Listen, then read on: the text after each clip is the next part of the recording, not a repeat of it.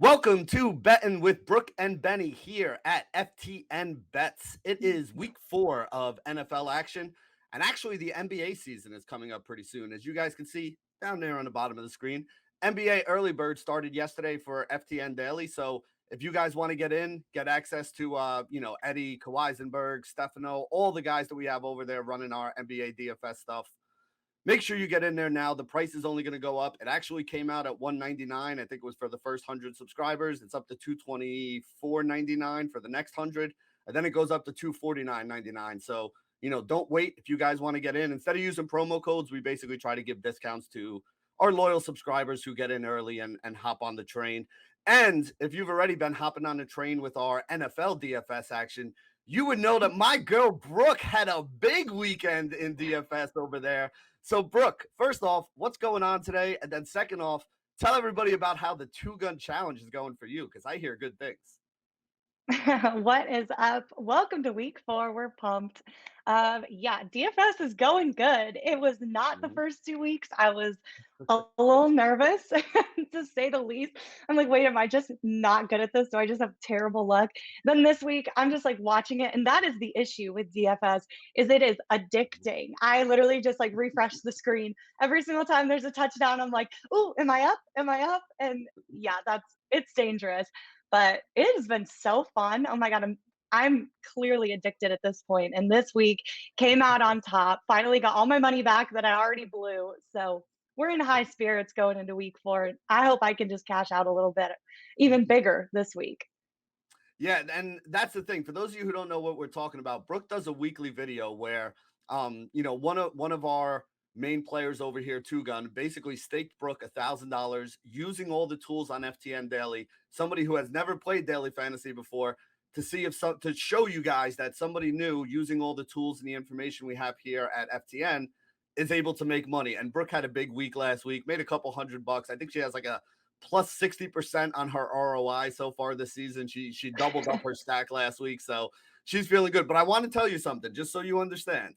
You have now had the full DFS experience, because week 1, I think you basically had a bunch of lineups and you won like $20 at the end of the day. It was like basically Yeah. break even, which is what Yeah. happens quite a bit in DFS. And then week 2, you had a losing week where you lost like 150-ish or something like that. And then week 3, you had the big week where you won, $800,000, something along those lines. So you've now gone the full roller coaster ride of what being a DFS player is. You had your week of nothing really, where you break even. You had your bad week, and you had your good week. And Right. obviously, I think we could all agree that the good week is the best one, right? I'm excited. Heck yeah. The winning week felt good. It was a little bit better than just watching all my money go down and go into someone else's pocket. Yep. But yeah, this week felt good. I'm excited for week 4. I hope I can come out on top again. Yeah, so let's get into some of the games and some of the things that we're looking at here, which maybe might help some of you guys set some of your week 4 lineups. The first game that I want to talk about here, Brooke, it's interesting to me. We got the Carolina Panthers visiting the Dallas Cowboys, right? Carolina's 3-0. They've looked good so far this year. Dallas looked great on Monday night, beating up on the Eagles. But the big news here, I mean, the one that I think everyone's going to be talking about, Carolina, they won that last game, but they lost Christian McCaffrey. So looking forward now, what are you looking at with this game now that Carolina is going to be playing pretty much without their best offensive weapon? Yeah, that's tough. They basically lost their run game last week. I mean, Christian McCaffrey, that's almost like losing the full game. I mean, I would have rather lost the game than him. But Cowboys are coming off a short week, so maybe that could give them a little bit of a push on the Panthers side. But the Cowboys are coming off a really good win on Monday night. It was fun. Now the Panthers will be relying on Sam Darnold's pass game. On the flip side, Dallas can generate a pass rush. So we'll see what can happen there. When the Cowboys took on the Chargers, they were pressuring Justin Herbert a lot. And that was a good Chargers offensive line. This Panthers line, not really that strong at the moment. Cowboys lead the NFL with 8 takeaways. So it's going to be tough for the Panthers, I think. I have the Cowboys coming off winning this one by a touchdown. Yeah, I'm on that side as well. I think the Cowboys are the team here. Tino talked me out of betting them against the Eagles, in our pool last week. But you know what? That's all right. We'll forgive him on that one, because there were some other bad ones that I did put in there. There you So let's go. talk about another game that's a little bit interesting here.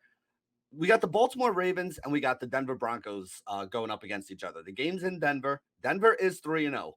But Denver is the most fraudulent 3-0 team in the league right now. And I don't mean that I don't think Denver is good, but what I'm saying is I don't know how good this Denver team is because everyone's like, "Oh, Denver's 3-0." You beat the Jets, you beat the Jags, you beat the Giants. So you beat three teams that are in like the bottom, fourth of the league in everybody's power rankings right now. It's not like you've gone out there and played against any good teams. Now Denver may be very good. I'm not saying that they suck. Like that's not what I'm trying to say here. But I don't think we really know if this team is legit good. And I think this is going to be the week where they get tested. So what do you think? Do they pass that test against the Baltimore Ravens or, do you agree with me that this Denver team might be a little fraudulent here? Well, look, this is the Broncos' toughest opponent yet, as you said. So, looking at these two teams on paper, it looks like a pretty even matchup. The Ravens, fourth ranked offense in the league, going up against the Broncos, third ranked defense in the league. Ravens, fourth in rushing, Broncos, sixth in rushing. But the Ravens have played better teams. So, for them to be higher up in those rankings, it kind of makes sense. I have the Ravens winning this one in a shootout, maybe by a game winning field goal, just because A that seems to 66 be, yarder off the crossbar again? yeah, yeah, it seems to be the thing lately to just win by a field goal and keep everyone on their Mhm. toes. But I could see this one coming close. It looks like that on paper. It's just going to be if the Broncos really are a good team or if they just look like that because they've played some pretty crappy opponents. Mhm. Well, I mean, even on the Baltimore side, right? Like people are knocking Baltimore because they had to go down to the last play to beat Kansas City, and then they had to go down to like that last drive there to beat Detroit. But you know what? At the end of the day, it's about winning football games. They made the plays when they needed to make those plays. I think this team is banged up. Like I don't think we've seen the best of this Baltimore Ravens team this year. But with that said, I don't think those guys that aren't playing are going to be back next week. So they're still going to have to keep finding ways to gut out these victories. But so far, they've been able to find those ways against some, all right, Detroit's not a good team, but Kansas City still is. Like, so I do think, Definitely. yeah, I do think that there's something that comes down to, Lamar makes plays. They got good coaching over there. They have enough guys on their team. And I mean, even last week, Marquise Hollywood Brown dropped two touchdown passes that were right in his hands. So Oh, I know it came down to like the 66-yard field goal miracle in order to win that game, but really they should have been up two touchdowns at that point, or at least one touchdown at that point anyway. So the game shouldn't have been that close. And Detroit's been scrappy. They've been pretty good. So I'm not gonna knock Baltimore for that. I am interested to see though. Like I said, I'm not saying Denver's not good. I'm just saying I don't think we know that they're good yet. Like don't look at the 3-0 record and be like, oh man, Denver's going to the Super Bowl. Like pump the brakes a little bit on that one. yeah, yeah, agree completely. All right, so let's talk about a game that I know you're going to want to talk about here.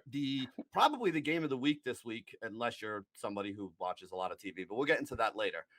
Arizona, yeah, you know what I'm talking about. Arizona and the Los Angeles Rams. Arguably an early season MVP matchup here between Kyler and Matthew Stafford. I mean, those are probably the two guys at the top of the MVP list right now, no? Yeah. And look, a lot of people have these two teams at the top of their power rankings as well. Mhm, Two unbeaten teams fighting for one of the toughest divisions, NFC West. mhm. Um, I have the Rams taking this one. Clearly, I'm a little homer, but they are just a more balanced football team at the moment. Yeah. Kyler Murray is one of the most dynamic quarterbacks in the league. I'm not taking that away from him. He has huge targets. Christian Kirk, one of my Aggies. DeAndre Hopkins, you can't deny him, even though he didn't have a really Right. strong game last week. But he has two strong running backs, Chase Edmonds and James Conner. James Conner's been dealing with all the touchdowns. Chase Edmonds has none on the season, I'm pretty sure. So Mhm. that's kind of interesting too. But it's kind of cool that they can go back and forth with those two. And this Rams defense has been stout. I think the Rams offense also can outscore the Cardinals. Mhm. There's a couple matchups I'm really excited about in this game. DeAndre Hopkins going up against longtime foe Jalen Ramsey, and those two can get very feisty. So I'm excited to see that one. And then Back Chandler Jones, back from their NFL. AFC days too. That's a long Oh time yeah, rivalry. Yeah. oh yeah, this one's a long time and it's deep, and I don't think that I don't think either of them are going to go out of this game without a fight. So that'll be really fun to watch unfold. And then Chandler Jones, NFL sack leader, will be trying to get to Stafford. He'll have to get through a pretty good offensive line. They've been playing some good football down there. Mhm. We've had a couple videos circulating Twitter of those linemen just totally pancaking some guys. So that was fun. But I have the Rams by a touchdown in this game. I think it's going to be close, and they're going to be fighting out there because this is huge to get up in the NFC West right now to start with number one, a clear number one, because one of them they're both undefeated. So one of them's going to stay undefeated here. There's a lot on the line in this game, but I think Rams come out on top. It's funny that you mentioned that because the next game we're going to talk about here, which is the two worst teams in the NFC West, which are still two really good teams out here in Seattle and San Francisco going up against each other. Like you mentioned, this is probably I didn't even say probably, this is the best division in football top to bottom right now. So, all these games are real important when you're playing against your division rivals because it may come down to some kind of tiebreaker at the end of the season where, winning one of these games or losing one of these games that you should have won is the difference between who moves on and who has to play in a wild card game. So Seattle, San Francisco, what are you looking at in this one? Another great divisional game, both basically fighting for tying for that second spot, the 49ers are. So we'll see. The 49ers, they're going to somehow have to shut down Russell Wilson, Tyler Lockett, and DK Metcalf, who have been playing pretty good football. Not sure that the 49ers will be able to contain Seattle's passing attack, but if they can, I'm taking the 49ers in this game. They've been playing pretty well collectively, and that Seahawks defense pretty much arguably the worst in the league. So I have the 49ers definitely outscoring them in this one, at least by a touchdown. Yeah, it's sad because the offense there in Seattle is always clicking, and it's always been their Well, I shouldn't say always. Like, depending on how far you go back, it used to be the defense that was carrying them, but nowadays it's the offense that's carrying them, and they gotta get that defense fixed if they wanna move on. That's going to be their Achilles heel all season. I actually wrote that up in our power rankings over at FTN Bets this week that Seattle's offense can beat anybody on any given Sunday when they're all clicking, but they could also give it right back all those touchdowns that they score because of their defense. So. All right, I'm taking a deep breath here, Brooke, because you know what game we have to talk about now. All right, Here like we go. honestly, everybody knows it's happening. We all know the backstory. We're gonna skip that part of it, right? Because that's been done to death this week. Let's just talk actual football here. Tom Brady, Tampa Bay Buccaneers, going back to Foxborough. What do you think as a football game? Since we're gambling on this, okay, we're not looking for narratives here. What do you think is gonna happen in this game? I think it's pretty clear what's going to happen in this game. I think it's going to be a Buccaneers beat down. And look, Tom Brady coming back to go against his old organization, he knows what they do. He knows their preparation before the game. He knows the coaching habits. He knows how Bill Belichick coaches a quarterback. So we had this situation way back when my dad was coach of the Raiders, and we played the Buccaneers in the Super Bowl, and John Gruden just left us to go to the Buccaneers. So we have Rich Gannon as our quarterback, who John Gruden made. Like, he made him. So he knew if he looked this way, he was going to throw it this way. He knew every little thing and just picked apart our game. And I see that happening here. I mean, with this new Mac Jones quarterback, I mean, we're going to see what he could do, but Bill Belichick just kind of coached him up. So I think Tom Brady knows what to expect. I think he's going to be more prepared than his opponent in this matchup. And the Buccaneers defense is going to be a problem for the Patriots. You can't run the ball up the middle with Vita Vea in the middle. So you're going to make Mac Jones try and throw the ball a ton. I don't like that for them. And then the Buccaneers run game, basically non-existent against the Rams. I had Jones in my fantasy team, trying to drop him currently because he has done diddly squat and driving me crazy. So they're going to have to run the ball, and the Patriots are going to have to find a way to stop the run, which could be pretty easy. But the Patriots, really, their only way of winning this game is a low scoring game, and it's just not going to happen. I mean, you're playing against Tom Brady and the Buccaneers. We've seen how they play. They put up a huge fight against the Rams. So I think it's easy. Buccaneers in this game. Yeah, I mean, from a football standpoint, I don't understand why this is an important game here. You have one of the best teams in the league, arguably a top 3, top 5 team, legit Super Bowl contender, taking on one of the worst teams in the league, a team in the bottom 10. I'll give them bottom 10 because their coaching will win them a couple games because talent-wise, the offense just doesn't have it. The defense is still very good though. So it'll be interesting to see Brady going up against a Belichick defense. That's actually something that's a chess match I am looking forward to seeing how that works out. All right, so let's go to the Monday Night Football game, which I think is a much more interesting game to talk about. Las Vegas Raiders 3-0 against some pretty solid teams that they've beaten so far. And then the Los Angeles Chargers, fresh off a win against the Kansas City Chiefs, arguably the team that everybody thought was going to win the Super Bowl or the contenders at the beginning of the year here. 3-0 team against a 2-1 team. The game is in LA, I'm pretty sure here. Yep, the game is in LA, Hmm. not in Las Vegas, although I do love that Las Vegas stadium. I can't wait to get out there. But Yes. what are you looking at? What are you looking at here in terms of football for the Monday night game? What are you looking at between the Raiders and the Chargers? Look, I am loving week 4. Some great divisional matchups, and this is just another one of them. Both teams bringing exciting offenses into this game. The Raiders are a very good team, but I think they finally end up on the wrong side of this close game in week 4. LA, they're riding that momentum of that Chiefs game, and they put together a huge win behind the arm of Justin Herbert while Mhm. their defense um, they're going to do just enough, I think, in this game for this important divisional win. I have the Chargers hopefully by a last minute touchdown. I think this game's going Mhm. to be good, and I'm kind of hoping that it's good because I could watch some nitty gritty football between these two teams. That's a perfect definition for the way that the Raiders play too. Like, and I've said this to people before when betting on the Raiders. Like, I never want to take or lay a lot of points with the Raiders in any game. And last week was a good example with them against Miami. People were like, "Oh, 4 points, they're going to kill Miami." That's like they had to go to overtime to win that game because they gave up the late touchdown. Like, the Raiders play ugly football. They play like 1980s football they're they're the analog in the digital world right now, but it gets the job done. Like they don't have the talent to play the way some of these other teams play, where they can go and put up like, 40 points a game and sling it around 40 times and just play that. They can't win games that way.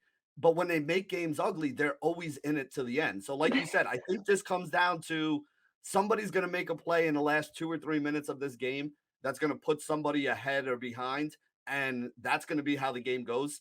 And I really honestly don't know which team it's going to be. I think the Chargers are really good. I thought they looked really good last week, but every time you underestimate the Raiders, they just make games ugly and stick around long enough that if they're the ones who make a play at the end of the game, they could win. And that's how they're 3-0 here. Like, it's not like they're blowing anybody out or they're just playing like amazing football.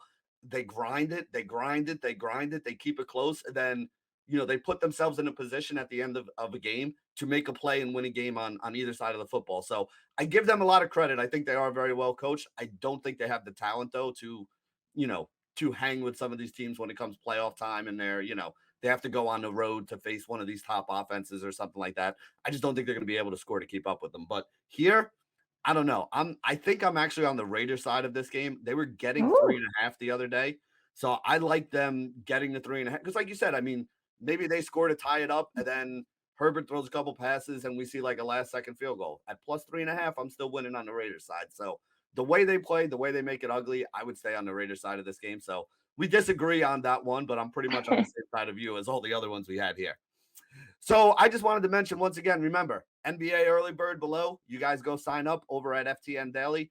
Currently, it's $224.99. Once we sell out another 100, that'll go up to $249.99. So get in early, get the discount on it as well, and get ready. NBA is only 3 weeks away. Which I don't know, Brooke. Are you an NBA person at all? Or are you strictly an NFL girl here? I I have a love for the Lakers. Okay. I love LeBron. I love watching greatness. So Yeah. yeah, and living in LA, my good friend Alex Caruso played for him a couple years. Now he's with the Ah, Bulls, so I guess I'm cheering over there for a little bit. But yeah, I got some LeBron jerseys in this closet back here. all right, fair enough. Yeah, so we got about 3 weeks to go till the NBA season, and as always, you guys can get over to FTN Daily and see all the stuff we have going on right now during football season, including Brooke, who's killing it by just reading all the articles and following all the stuff that everybody over at FTN Daily said.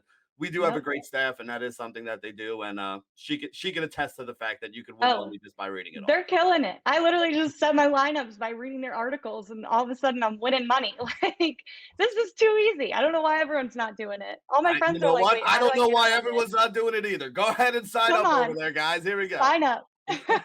All right, so there you go. For Brooke, this is Benny signing off for betting with Brooke and Benny, week 4 NFL over at FTN Bet.